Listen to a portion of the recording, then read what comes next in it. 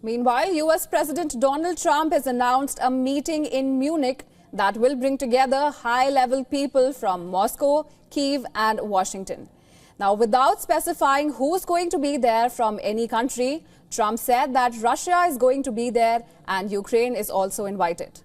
But Ukraine has said that, contrary to Trump's announcement, Kyiv does not expect to take part in talks with Russian officials at the Munich Security Conference.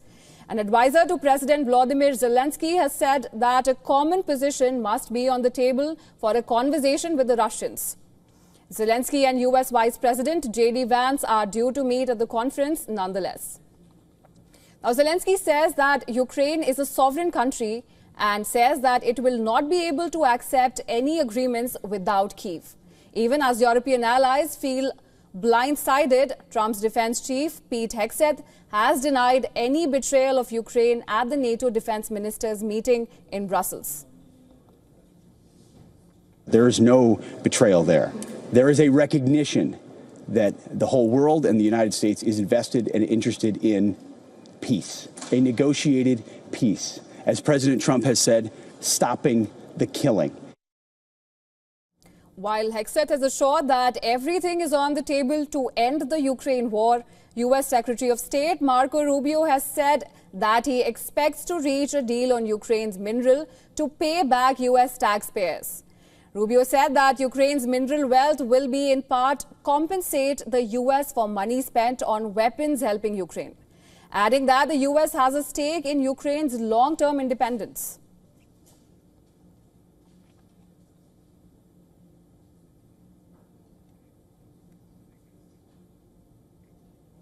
John Bolton, who during the previous Trump administration was former assistant to the president for national security affairs, spoke exclusively to WION, addressing how the Trump administration has put Russia in a strong position to negotiate, which he says will come at a cost for Ukraine. Listen in.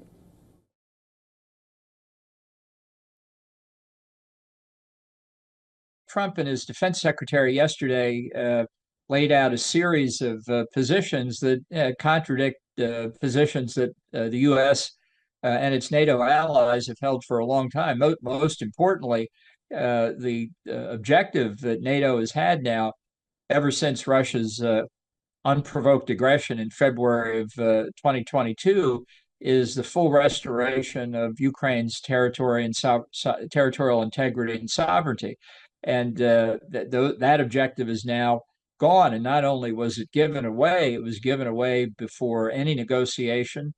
And as far as we know on the public record, without any concessions or reciprocity by Putin and the Russians. Second, the prospect of NATO membership is now off the table, which has been a fundamental Russian demand, even though it was President George W. Bush who convinced NATO in 2008 to make it clear that NATO membership was in prospect for Ukraine. And really, it's the whole manner of giving in to some of these fundamental Russian points, notwithstanding their huge defeats on the battlefield in Ukraine, affects the negotiations before they ever begin. And so it puts Russia in a very, very good bargaining position. This is what Putin had been playing for by releasing long-held American hostage Mark Fogel, by having Belarus release just 2 days ago another long-held American, and by Putin's campaign of flattery with Trump.